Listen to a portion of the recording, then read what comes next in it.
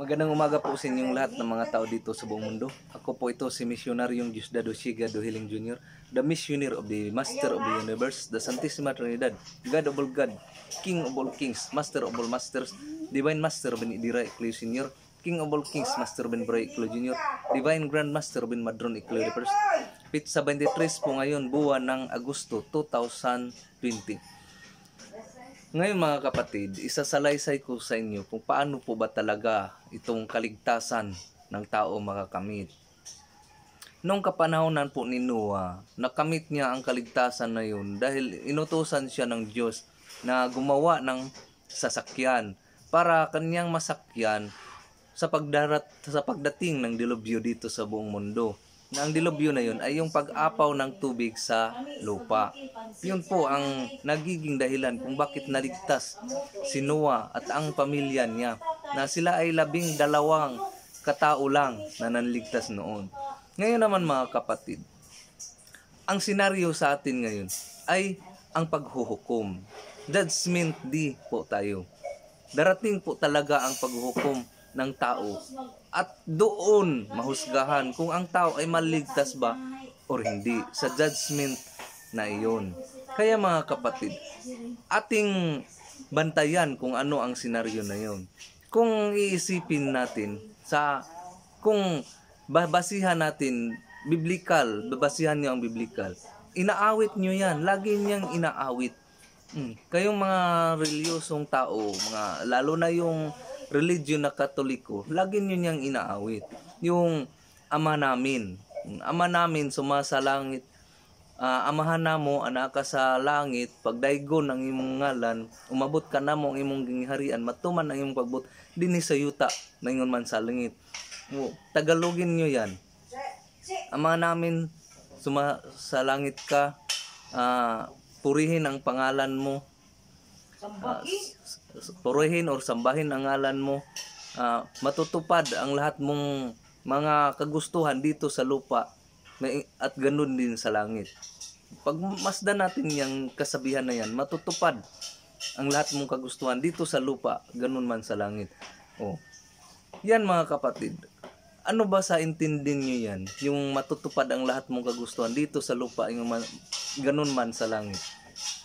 Pagmasdan natin ang ating paligid, pagmasdan natin ang ating mga senaryo dito sa buong mundo, sa ating bayan. Di ba? Namamasdan natin ang nangyayari dito sa ating mundo, sa ating bayan mismo, sa ating sarili mismo. Ang senaryo dito mga kapatid, ay mayroong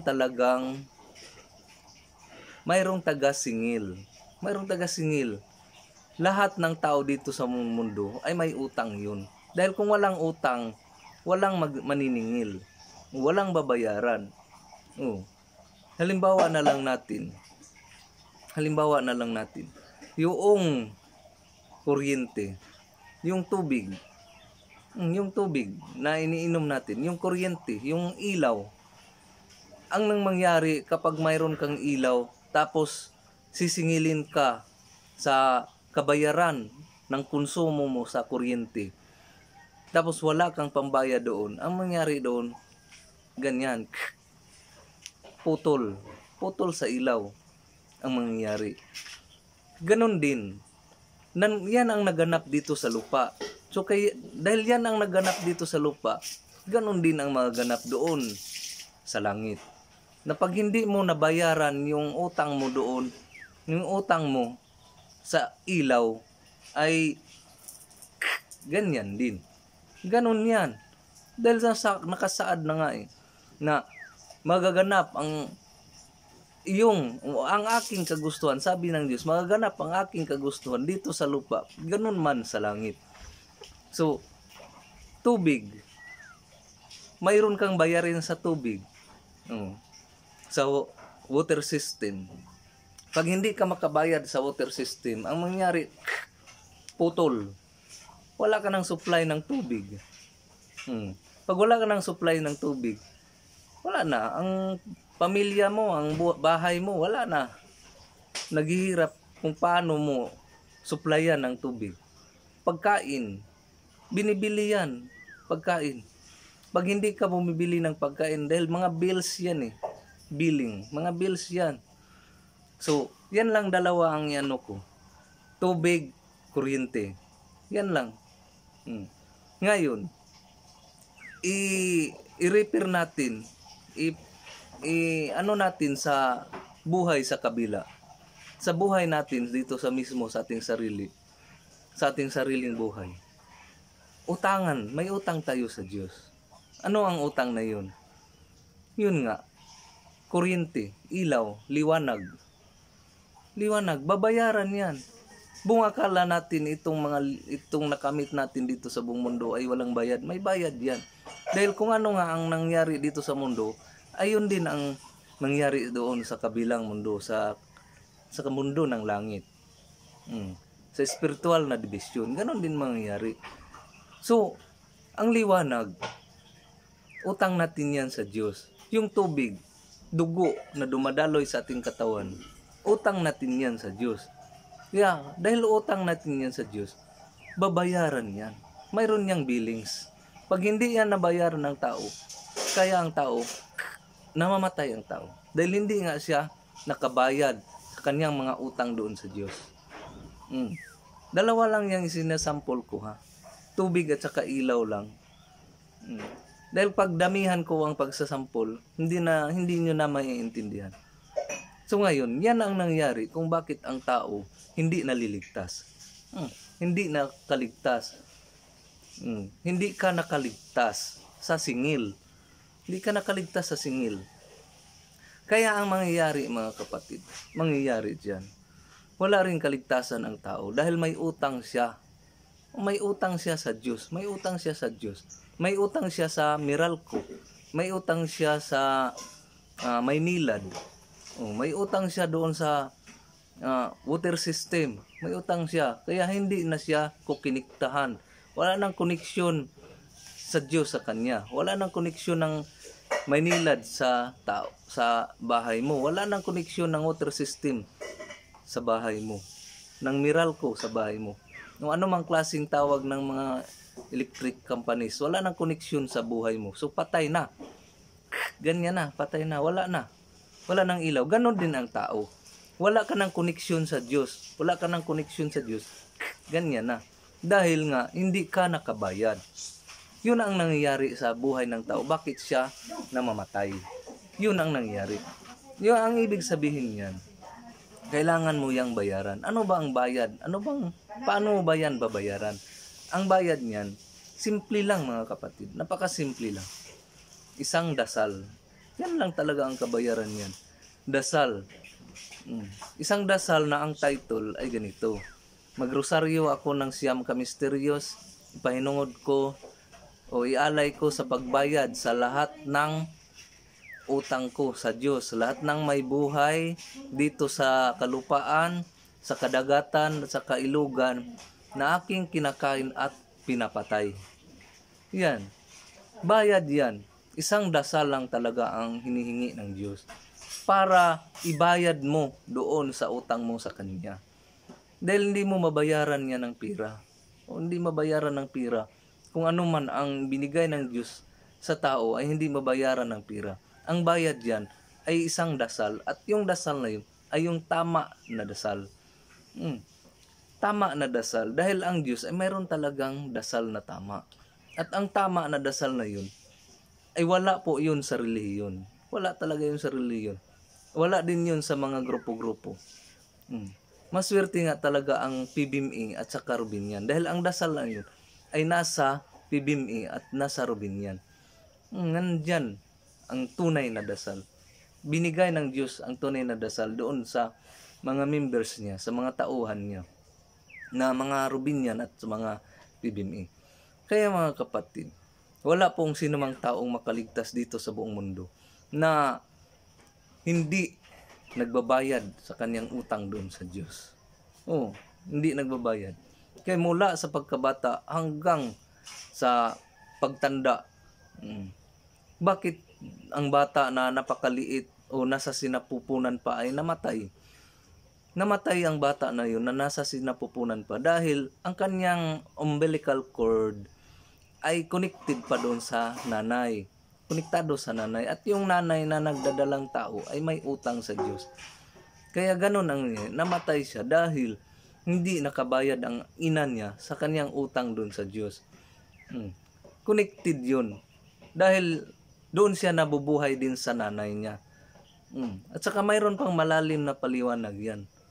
Malalim ang paliwanag yan. Gusto niyo malaman? O ito ang paliwanag dyan.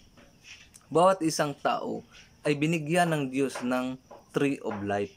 Bawat isang tao may tree of life na ibinigay ng Diyos sa kanya. Yung tree of life na yun, bago pa man ang tao isinilang dito sa mundo, ay kailangan yung espiritu pa siya, doon pa siya sa spiritual division. Kung gusto na niyang mamuhay dito sa mundo, kailangan siyang kumuha doon ng tree of life, doon sa spiritual na division. Ang pagkuha doon sa tree of life, mga kapatid, ay hindi biro. At hindi basta-basta ang pagkuha doon ng tree of life. Dahon lang ng tree of life ang kukunin nila doon sa kabilang mundo, sa spiritual division, bago siya ipanganak dito sa mundo natin. Pero ang pagkuha doon ng tree of life, ng dahon ng tree of life sa kabilang mundo, ay kailangan silang mag-agawan. Mag-agawan sila dahil maraming espiritu yun, maraming espiritu. Maraming espiritu na gustong babalik sa lupa, gustong ipanganak muli sa lupa. Kaya mag-agawan sila doon. At dahil sa pag-aagawan doon, dahil pag makakuha na ang isang espiritu doon ng dahon, ay wala nang balikan yun. Hindi mo na pwedeng, kunti lang itong nakuha ko, maliit, ganyan, isauli ko. Hindi na pwede. Hindi na pwede. Pag makakuha na ang isang espiritu doon ng dahon ng tree of life doon sa kabilang mundo, tsaka pa siya pwedeng mag-abang sa mga babaeng buntis. Kahit anumang nakuha niya doon, basta dahon ng tree of life. Kaya yung mga bata na hindi pa nga ipinanganak ay namatay na doon sa sinapupunan. Dahil yung dahon na nakuha niya doon, ay yun namang dahon na napaka bata pa rin. Tsaka, bagong ganyan pa ba, bagong sulbong pa ba na dahon, yun ang dahilan. Sinasabi ko na sa inyo ang dahilan. Yun namang mga tao na matagal na matay o umabot ng katandaan, ayun yung mga taong nakakuha ng dahon ng tree of life na medyo malaki na. Ganyan na ba? Malaki na ba na dahon? Medyo matanda na rin na dahon. Ganyan. Ito talaga ang tunay, mga kapatid. Tree of life po talaga.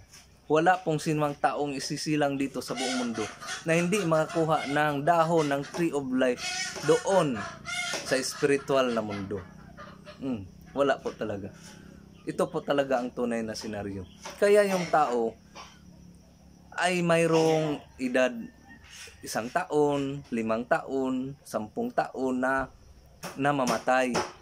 Dahil sila ay nakakuha ng dahon ng tree of life na mas bata pa rin na dahon. Kasi agawan talaga yan ang pagkukuha doon ng dahon ng tree of life. Ganyan po talaga ang senaryo, mga kapatid. Ganyan po talaga ang senaryo. Ngayon, pagpatuloy kong pagsasalaysay sa inyo patungkol sa kaligtasan. Proseso po talaga yan. Matutupad po ang kanyang kagustuhan dito sa lupa. Ganun din doon sa langit. Halimbawa, ikaw ngayon ay nasa United States of America. Nandyan ka sa Saudi Arabia. Nandyan ka ngayon. Proseso po yan. Makakarating ka po dyan sa Saudi Arabia nang dahil sa process. Proseso po yan. Identify yourself po yan. DTR. DTR po yan or biodata. Nagpasa po kayo ng biodata. Process ng lahat ng mga papeles para makarating kayo doon sa Saudi Arabia. At kailangan doon sa Saudi Arabia ay mayroon kang tao na malapitan o tao na tatanggap sa iyo doon sa Saudi Arabia. Dahil kabilang bansa yan or palagay na lang natin kabilang division yan. Kailangan mayroon kang kilala doon na tatanggap sa iyo. Na personal ka ring nirekomendar. Nirekomend ka na ito, tanggapin mo ito dahil okay itong tao ito. Mabuti itong tao na ito. Ipapadala ko ito dyan sa iyo, sa Saudi. Tanggapin mo ito. At Lilibre mo yan dyan. Ang kanyang sarili. Ganyan yan. Process po yan. Ganyan din sa spiritual division. Pag pupunta ka doon sa kabilang division, pag ganyan na ang tao, patay na ang tao, hindi na niya alam ang kabilang division kung anong mangyayari sa kanya. Question mark ka talaga dyan.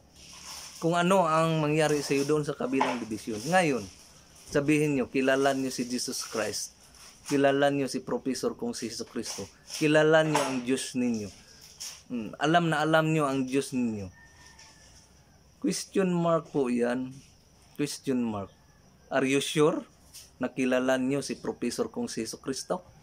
Are you sure na kilala rin niya kayo? Are you sure na kilala nyo ang Diyos nyo? Are you sure na ang Diyos nyo ay nakakilala rin sa iyo? Ganyan yan mga kapatid. Dahil sa kabilang division, wala nang makakatulong sa inyo. Wala. Zero talaga. Walang sinumang makakatulong sa inyo doon sa kabilang division. Wala talaga kahit isa. Nagsabi ako sa inyo ng ganito dahil alam ko yun. Dahil Diyos ko mismo ang nagsabi sa akin na ganyan ang mangyari doon sa kabilang division. Dilim po. Dilim. Napakalaking dilim po ang bagsakan ng tao doon sa kabilang division. Wala kang makikita doon. Walang makikita. Empty. Empty. As in dark. Napakalaking dark. Napakalaking dilim ang bagsakan ng tao doon sa kabilang mundo. Walang liwanag po mga kapatid. Walang liwanag. Kaya nga, yung mga taong mabuti, yung mga taong mabait, ay swerte dahil kukunin sila doon. Kung alam mo kung paano tawagan ang Diyos, kung alam mo paano tawagan ang iyong ego, kung alam mo kung paano tawagan ang iyong guardian angel, sila yung kukuha sa iyo doon. Sila ang kukuha sa iyo doon sa kadiliman na yun dahil tinawagan mo. Kinuntak mo eh. Ganito din dito sa mundo. Halimbawa sa akin, dito ako sa mundo.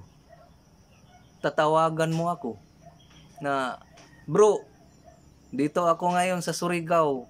Hindi ko alam papunta dyan. Pagdating ko dyan sa Dinagat, sunduin mo ako dito sa pier para magkita tayo. Ganyan yan. Ganon din sa spiritual division. May guardian angel. Nandito ako ngayon, wala akong malapitan, ikaw lang talaga dahil ikaw ang anghel ko. Kunin mo ako dito at dalhin mo ako doon sa liwanag. Dalhin mo ako doon sa isang mapayapang lugar na nararapat sa akin. Kilala mong guardian angel mo, kilala mong pangalan ng ego mo, kilala mong master mo, kilala mong Diyos mo. Makontak mo yan. Makontak mo ang Panginoon mo mismo kasi may calling yan. May calling number yan at kailangan yung calling number ay tama, tugma. Dahil kung manawag ka sa yung kapwa-tao tapos magkamali lang kahit isang numero, hindi rin yan magri-ring, hindi rin yan magkukontak. Ganon doon sa kabilang division mga kapatid. Walang ibang makakatulong talaga sa iyo kundi ang Diyos mo, ang guardian angel mo, ang ego mo. Yan lang, tatlo. Tatlo lang makakatulong sa iyo dyan. Guardian angel mo, yung ego mo, at saka yung Diyos mo. Sila lang tatlo makakatulong sa iyo doon. Kung alam mo yun, paano tawagan? Alam mo yun paano tawagan? Pero ako, alam ko yun. Kaya nga nagsasalita ako dito sa harapan ninyo, walang takot. Dahil alam ko kung paano tawagan ang Diyos ko. Alam ko kung paano tawagan ang guardian angel ko. Alam ko kung paano tawagan ang ego ko. At alam nyo kung sino nagturo sa akin yan? Ang nagturo sa akin yan ay si Professor kong si Jesucristo. Na si Professor kong General Spiritual Investigator, Jimmy Bilimpot. At si Professor kong Jesus Christ ay iisa. Iisa lang sila. Iisa lang talaga sila.